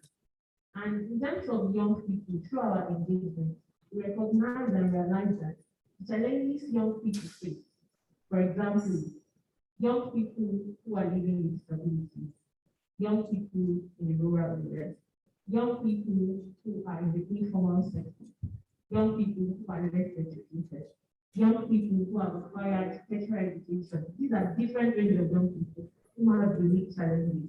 The one thing that connects them is the fact that there is a gap between the skills that is needed in the labor market and what the educational sector, let's say our tertiary institutions, is producing. And that means that for a large population of these young people, which also causes instability in the informal sector, the reality of this is gradually growing as they move into the labor market. But in bridging that education and skills gap, which the labor market needs, that is one challenge many young people are facing. Another challenge many young people are facing, especially those who are in the business and entrepreneurship sector, is scaling up their business. So one thing that is key for a young Nigerian is resilience, and this is identified and recognized across the world. But when we see these young people who are resilient and innovative in the face of challenges, they do not have the resources to scale up the work they are doing. Most recently, the last International Youth Day celebration, which took place last month. The theme for this year's International Youth Day celebration was transforming this food system. And for us as a network, we also partnered with Oxfam in Nigeria. We had an event that called for participation of young people with the food systems challenge, where we got over 20 finalists who were trained around innovation, agriculture, and 3 winners got 200,000 naira cash prize to support the work we do. Now, what this will do in that agricultural sector is these young people who got access to that funding can scale up the work we do, employ other young people. So these are some of the challenges when it comes to skills, when it comes to accessing funding, trust in the governance process to say that, okay, this is not another scam that in the long run not to come out of it. So these are some of the challenges. Thank you. All right, thank you so much. So I'll quickly throw a question to Olawale, and would like to hear your views. Do you think that youth engagement is integral to the actualization of the action plan, and how so? Yes, of course it is, because the action plan is for the youth, and if it's for the youth, they have to be part of the process. They have to do it, but they have to own it. But when they own it, they see it as their own. At every level of implementation. So, and the Ministry of Youth Transport, we have to ensure that the youth are really part of it by ensuring that they reach out to them and through information. We should make it an accessible platform where the youth can get the required information about this international Nigerian youth employment action, so that they can enroll for a platform that is better for them to ensure that they are gainfully employed and decently employed. I think that's on our own part what I think is important. Because Because if you have an action plan like this, and you don't have the youth in the forefront of its implementation, I think it's going to be a waste of time to vast series of plans in the country where there are so many plans, grants, and the action plan and thereabouts at the end of the day, the end of the library. So it is important that when they see it at their own, then I'm sure we can achieve desired results. Thank you so much. Thank you so much for that contribution. Indeed, youth engagement is very important, and that's what we we have this platform today. So very quickly, we'll be going into the third segment where we'll be speaking about the role of the organized private sector in providing decent work, and we'll also be speaking some more, about the use of technology. So I'll be throwing this question to you, Mrs. Adara. From the conversations that we've had, there seems to be a disconnect between the training which graduates of higher institutions receive and the required skill sets by employers and labor markets. Also, one of the listed achievements of NIYEAP is support to members in bridging the skills gap through technical skills development programs. So can you please just share your thoughts on this skills gap and also tell us how NIYEAP? Thank you very much. I think the major program that we embarked on is the Technical Skills Development Program, which we have a joint initiative with the Industrial Training Fund. As you know, private sector contributes 1% of its profit to the Industrial Training Fund. And one of the issues that came up was complaints by employers that look, they are contributing to the Industrial Training Fund, and yet we're not getting this type of employees with the necessary skills that we need to help us improve our level of productivity in the private sector. So NIYEAP and ITF got together, and they agreed that we were going to try and bridge this gap by making sure that these skills are empowered with this skills in order to be employed in the private sector. So what we do is to focus on three areas, which is skills development, entrepreneurship, and then also integrate in terms of providing tools and equipment to the various technical skills. And so we've done this for the past 12 years, going to 13 years, and maybe to 20,000 of youth between the ages of 18 and 30 on technical skills. We protect the areas that are of importance to private sector. And those are the areas that we have focused on. We also take into consideration the major areas that government is identified, such as the agri sector, those construction, those areas that have capacity. So we have large numbers of employees at once as part of the intervention areas that we have taken into consideration in training. And what we do is that we train this through our members, because they are the ones that are going to employ this. And what happens is at the end of the day, we either release this into the employment market or we employ them. And so we have usually, otherwise we never have to employ the next thing, we never have to employ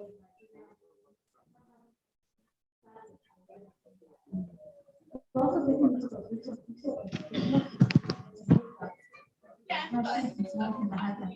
capacities, also creating decent work for you. And what we have done is to utilize the international labor model on start your business, and that has been mainstreamed into the training that we give the youth as part of the training that we get on technical skills. So when they come out, they have that choice, whether I want to go into industry or whether I want to start now.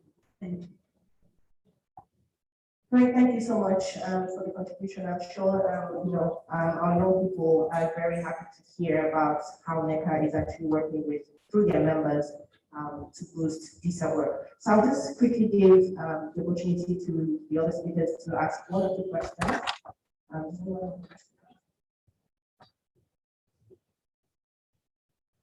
Thank you very much, and very interesting conversation so far. And one of the things that we did in COVID was we saw how our youth were getting more into employment because of the situation that COVID brought the entire globe into.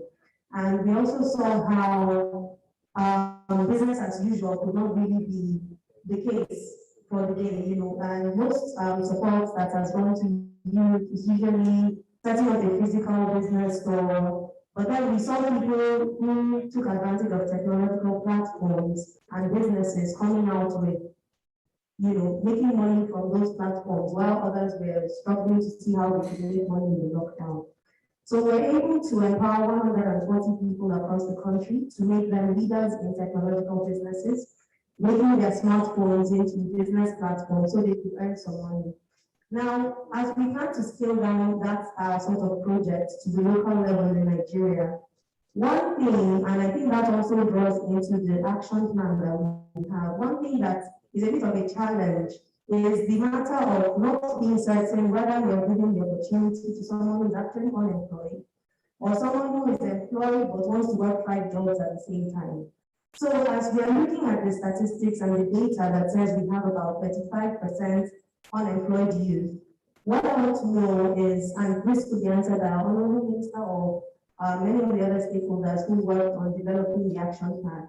What I think we would like to know as youth is, how are we going to ensure that in scaling down and in working with youth, we are working with actually unemployed youth to reduce that bracket?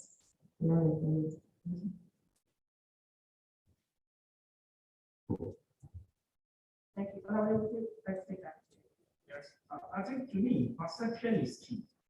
The minister talked about the cross deficits. You will find out that there is a disconnect between the government and the people, and most especially the youth. In most cases, they don't believe what comes from the government. They don't see it as real, as being genuine, as what they can actually have access to.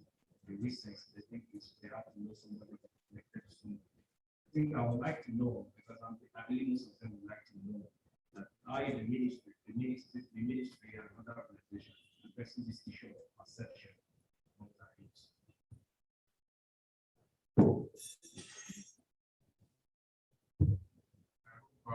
I'll get some help from that side as I attempt to answer this question. They often say there's an elephant in the room. But when it comes to engaging our youth, there are quite a number of elephants. The first elephant is the question of the trust deficit. And I think what this government has done is to try and bridge that trust deficit. How? We have a government in 6 years that has put together about 40 to 45 different youth focus programs. Some of them are branded removed, they've expired.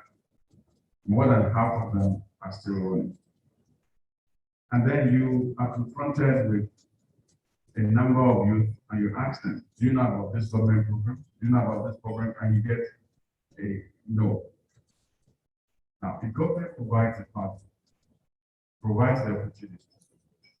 And just even the mere awareness of it. Now, first, there's an awareness, then there's the application of yourself to that process. So it also goes back to that collaboration. The only way we can also bridge that gap. Government tries to expand the opportunities. The youth must step up into place and apply themselves. I give an example. The organized private sector. If today MTN says we are opening a portal, we are announcing a program for graduate assistant program, GAP. I'm sure over 2 million youth love it. The government announces another program that's similar as GIP. You get a trick. Yet this program exists. So the onus is also on the part of the youth to apply themselves to the process at no cost. Even if you apply, you don't get it, you need to try again. That's one elephant in the room. The second elephant is perception, which is related. Perception is often everything. And I keep saying it. The attempt to try and outlaw government out of our lives is completely fatalistic. Government is everywhere. It's global. It's a global system of government. And to actualize, whether as a private citizen or otherwise, you need the government systems. So the earlier the youth start to collaborate and work within government systems, the faster we're able to dig ourselves out of this trust deficit and the unemployment, the rise of unemployment figure. See, I came from the private sector. I came from the background of activism, radical journalism. So I've seen that side. I came from a background of media and public policy, the intersection between media and public policy. And I've seen that when it comes to engagement, it's a two-way street. So there's a need for a meeting point between the youth and also government. What it offers is that the youth can step up to say, enough of talking down to us. Let's sit down and talk to one another. Let's have a dialogue, which is what has moved the federal government to this point in which we're having a conference where we have 370 youth delegates, 10 from each state, coming together, talking about the issues, because they will be tasked to come up with an action plan when it comes to skills gap, when it comes to entrepreneurship, what is needed, and then we can put that together. Then that's a document they can all recognize. When you also look at it eventually, whatever is produced there, we'll find some level of alignment with the action plan, the NYP, and other documents that were produced in the past. I wanted to speak to something that came up earlier. One of the biggest challenges we have, I'm sure NECA will have also seen that challenge, and I hope you can speak to it. There's a challenge of skills gap, which is different from skills mismatch. It's a big problem. And there needs to be a deliberate effort. And I think NECA is in such a position, I don't know whether you can speak to it, if you have any clear pathway out of that. But I think we suffer not only from skills gap, but also there's a skills mismatch. And that accentuates the problem of unemployment and also underemployment. Thank you. Okay, thank you, sir. Thank you for the contribution. Okay.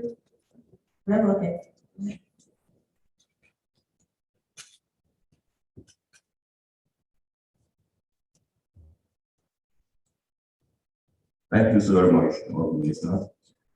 My name once again is Nemali John. I'm from Federal Ministry of Labor and Convening. I'm the Director of Employment, which is Department Ministry. Talking about awareness, like Honorable have said, we know that the Ministry of Labor and Convening had several projects for the youth who they are not particularly utilized. For instance, we have in the ministry a web portal that is called NELEX, Nigeria Electronic Labor Exchange. It's a portal where employers upload their vacancies. And we encourage job seekers to also go into this portal to put in their applications, their qualifications, so that they can be matched, job matching between the employers and the unemployed. But we found out that most of the time youth are not using this website. The website of the delegates is www.delegate.nigeria.com. This is the website that we have provided by Federal Ministry of Labor for me to access and secure job. Some of you are using it, but it's not being properly utilized by youth. Secondly, the Federal Ministry of Labor is involved in training skill for youths. In collaboration with our other partners,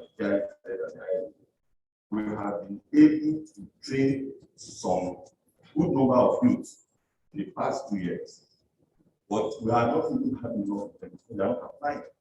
We are involved in training youth on solar panel installation, fashion designing, makeup, hairdressing, fishery, poultry, catering, and confectionaries. Several of it. But we have difficulty in getting the number of youths to apply for this program. We also train youth on ICT, the Federal Ministry of Labour and Employment. Also, we have discovered that getting a job is not just having a certificate. Some of us don't even know how to do our CVs properly. CV is one of the key factors that can enable you to get a decent job.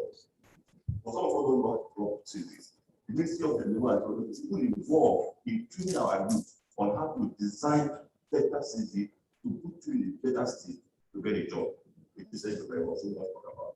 So our advice, like Mr. said, that let us create a right platform and let us begin to trust the government. When we give out programs, trust that government will give you what you want, what you want.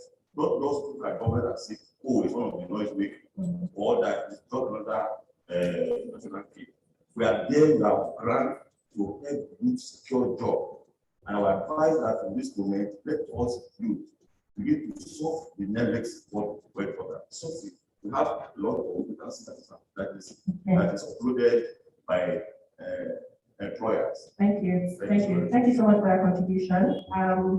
We're really pressed for time, so we'll be taking only 2 more contributions.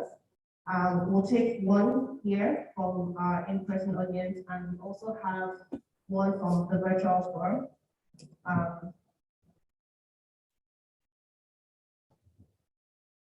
Thank you. I want to speak on the issue of skills mismatch. From what we are doing in ECOWAS, when we developed our regional youth employment action plan, we did a survey.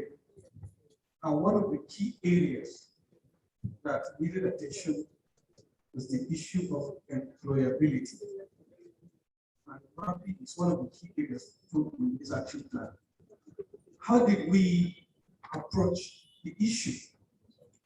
We felt it would be necessary to go to the roots and see how our educational systems will begin to introduce courses in universities, tertiary institutions to meet up with the labor market needs. What did we do? We organized a regional conference and brought all vice chancellors from the 15 countries of ECOWAS and brought captains of industries from the private sector to a forum. We established a forum and said, okay, the 2 of you meet together.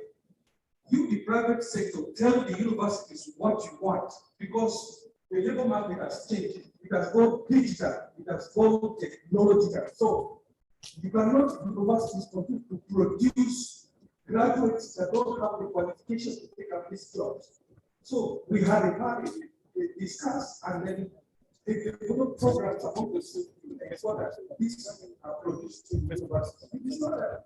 Unless you go back to universities and begin to change their curriculum, definitely, you continue to have graduates that will not be able to meet up with the labor market. And to the youth quickly, I want to advise, not in the past, development partners were bringing a lot of money to engage with youth, but the youth were not there. They didn't have the capacity. So up to the point that they went away. But today we have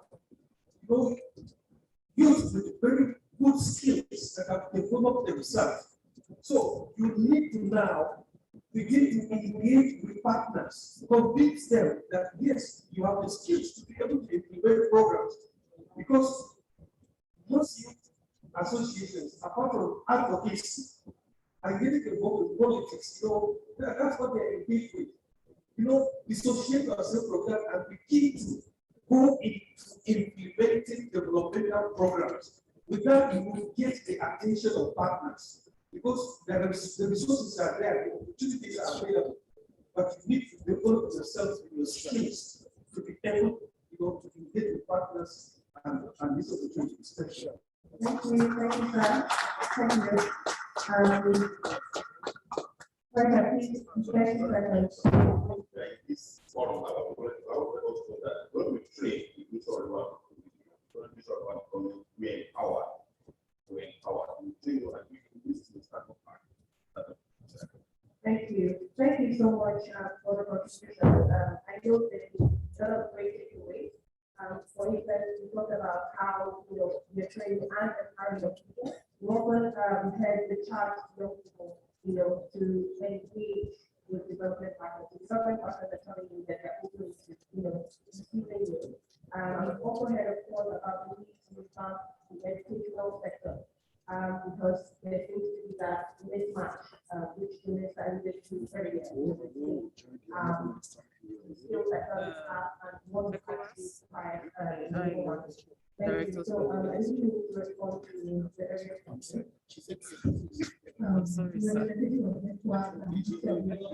Talked a lot about it. And just to also say that the development society needs to have those skills. Yes, when you decide that, okay, I'm going to do engineering, for example, and then you come out to say you're an engineer, and then you can't perform. I remember we had an NYYEAP that came into our organization and said, okay, you're going to use the system. I said, I'm not using the system for the past 3 years. And I asked the mass communication graduates cannot use the system. And this is probably the skill that we need. So she doesn't have the skills that is necessary. So yes, in addition to ensuring that you have labor market information, have information that you need and graduate state, these are the skills that are needed. You have to have those skills in order to deploy. Thank you very much for the contribution. So then I'll come back to you. I just wanted to be able to take the 3 contributions. We have one from youth copper, and we also have one. Do we have one for the online forum? So let's take the one from youth copper first, and then if we have the one from the online forum before we wrap up. Thank you. I want to center my question around awareness and the trust deficit as spoken by the minister. We're having this program here, and a lot of country know about it. The trust deficit runs deep because programs like this are working as well. So I want to bring it to the ministers. I want to bring my suggestions that the NYSC should be used to pass this message to other youths across the country, because the NYSC for the past 48 years has proven itself to the country. Now, youth can apply in the new country and crimes of the country. Over 704 local governments in the country. When youth, NYSC core members, are used to pass these information to their fellow youths, they get they will be able to understand, and this trust between from one youth to another will make them believe more. So that is my own contribution, that NYSC should be used to pass this message to other youths. Thank you so much for that useful contribution. We have one quick contribution from the online forum. Please go ahead. All right, so the minister, I want to ask, the ministry has been doing so well in providing trainings for youth and certification. So I want to know, what are the opportunities or provisions that have been made for these youth to use those certificates and skills they've acquired? Because, example, the last program, that's the DYNG, Digital Youth Nigerian program that we attended. Perhaps like that, we capture the question in the chat if you get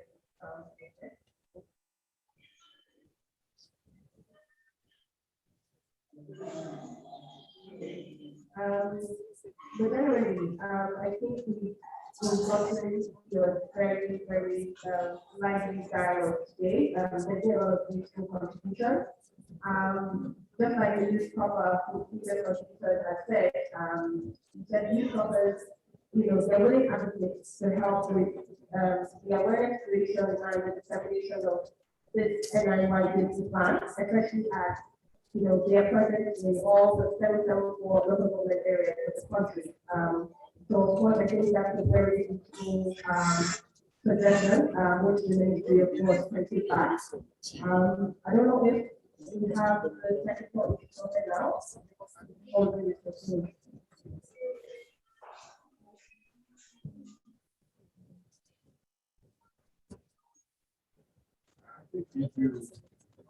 I know you have a flash out with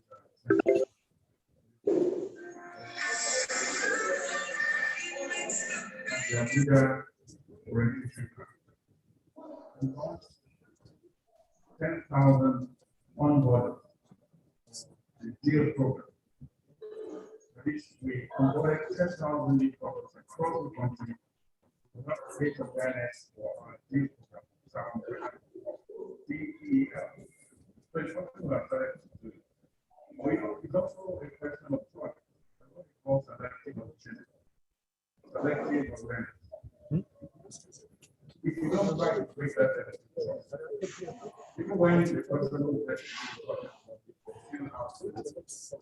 but for the ND will try to onboard. We have an army of 320,000 people annually. And 5% of them serve as awareness ambassadors for government programs. I think it will be for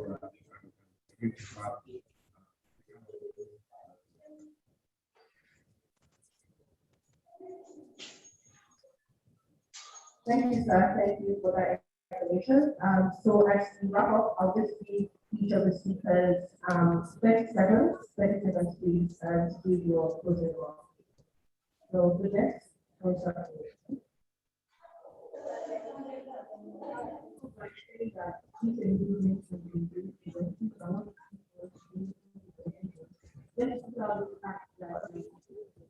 it doesn't tell you actually information to have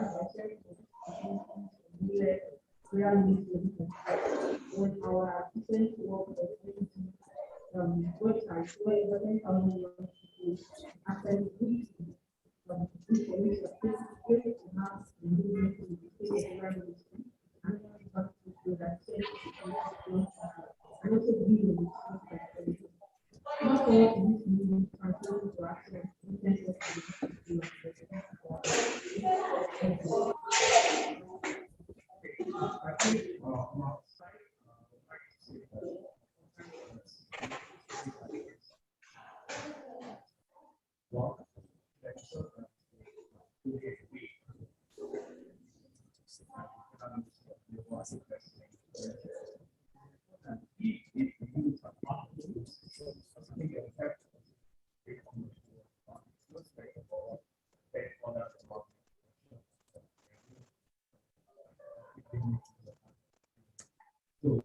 my own advice is that there are so many different conditions.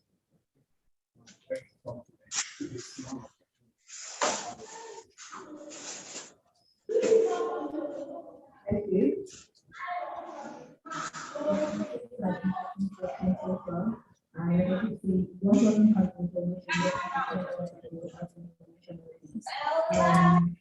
From there, I think we're going to talk about more people, more people, and because the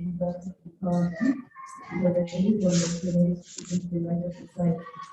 And also, I think I would like to see the minister, I would like to see a day where there's going to like motivation, like education for youth. I think there's so many Nigerians that have motivation for hiking, and it's not about the Ministry of Youth and Sport, and also the Ministry of Science and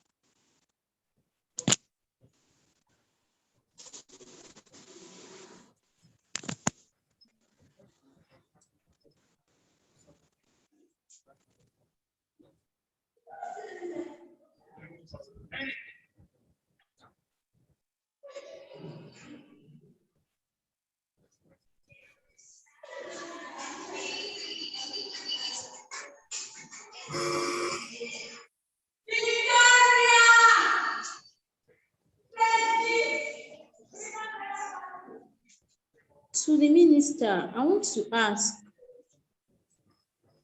the ministry has been doing so well in providing skills acquisition programs and certifications. So I want to ask the opportunities these youth have in utilizing those skills that they've acquired and being labor employers themselves, since they are not well, most of them are not well equipped or empowered after such programs.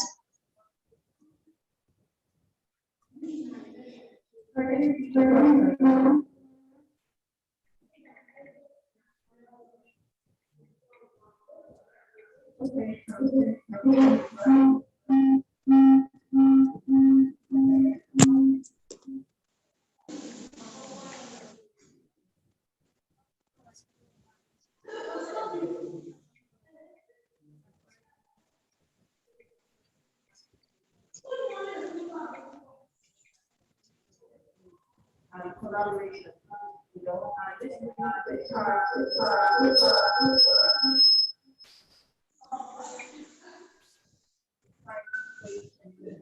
the development and of course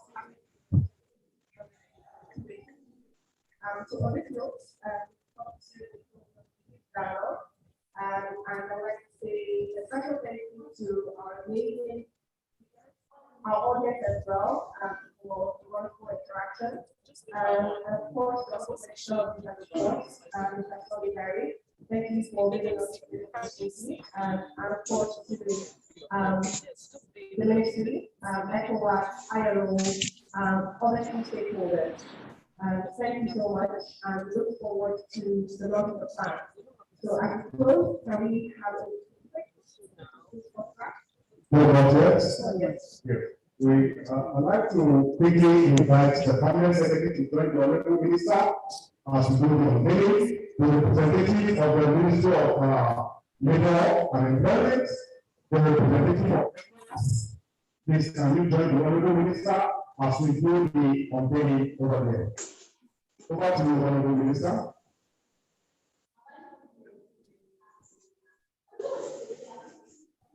Representative of the International Labour Office, the International Labour Organization, representative of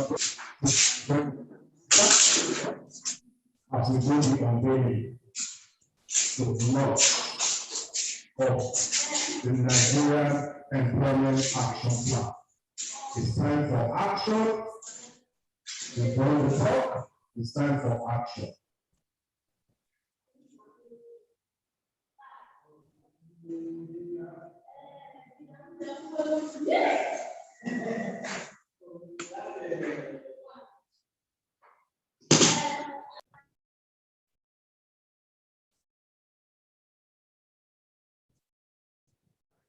Stand there.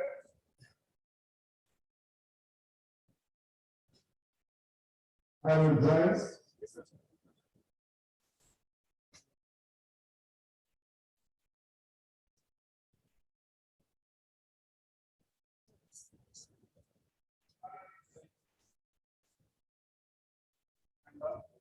Twenty 2021 to unveil the Nigerian Youth Employment Action Plan 2021 to 2024.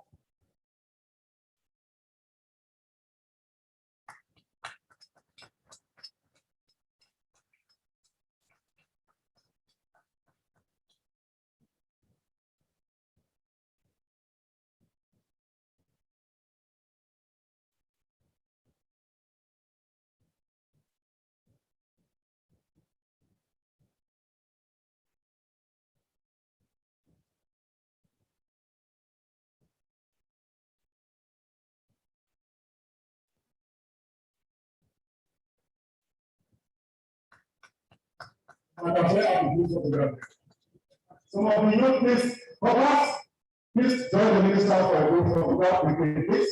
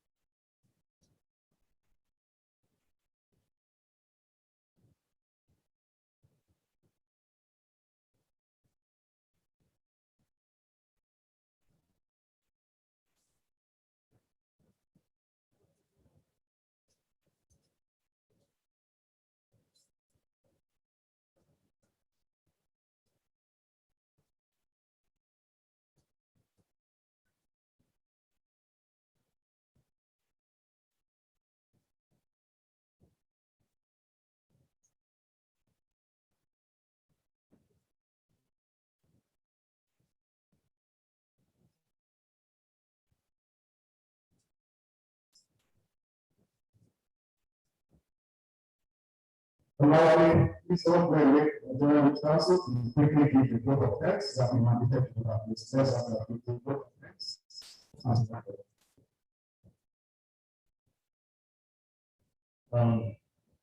My job is simple. Just to say thank you. Thank you to the Honorable Minister. Thank you to the staff of the Federal Ministry of Youth and Sport Development. Thank you to the representative of the ILO, ECOWAS, UNO, UNFP, and other international organizations. Thank you to the Permanent Secretary.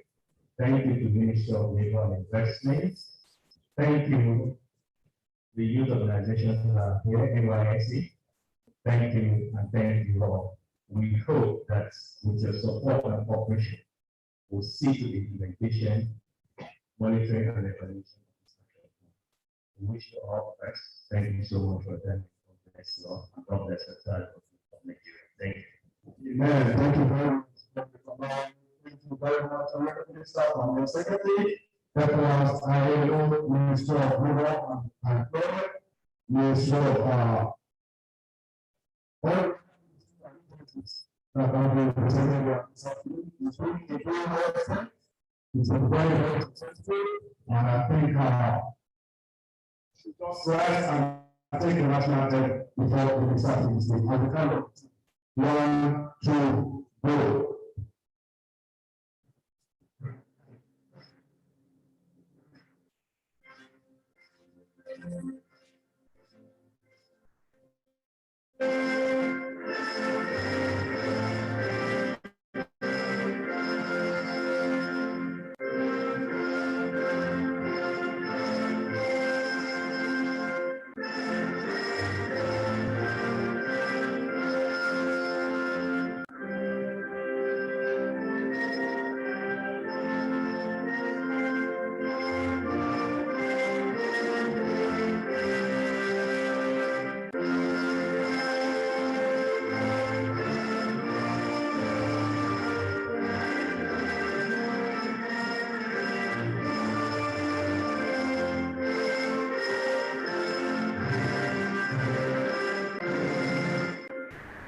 Thank you very much for coming, and we should sit going back to your various destinations as we look forward to the implementation of the action plan for Nigerian youth. Thank you for coming, and goodbye, everybody.